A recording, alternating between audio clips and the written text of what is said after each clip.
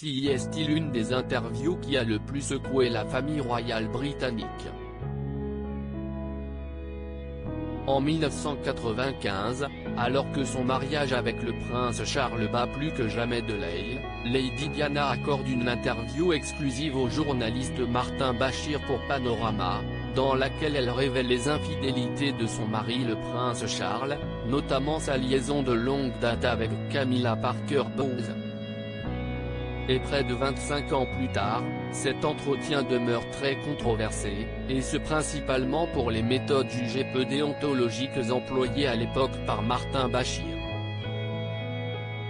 À tel point que Anna Khan, l'ancien amour de la princesse, monte aujourd'hui au créneau. Très discret lorsqu'il filait le parfait amour avec Lady Diana, le chirurgien d'origine pakistanaise est sorti de son silence dans les colonnes du Daily Mail pour dénoncer la ruse et l'agressivité dont a usé Martin Bashir pour extorquer à la princesse des révélations croustillantes, comme l'évocation du fameux mariage à trois. Des méthodes quelque peu controversées, repérées par le prince William, et auxquelles Anna Khan a également été confrontée.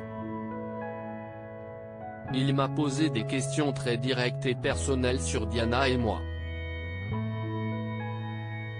Le mariage, la cérémonie. Que des questions intimes, se souvient-il, se disant même embarrassé. J'étais en colère de la façon dont il s'adressait à moi, a-t-il ajouté.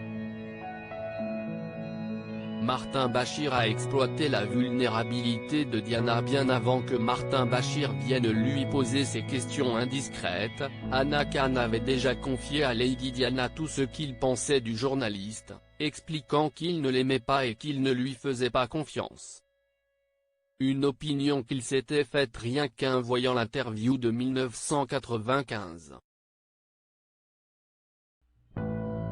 Je sentais que c'était une grosse erreur et je lui ai dit que c'était horrible, mais j'ai ajouté, si tu étais en mission, tu l'as accompli, se souvient-il.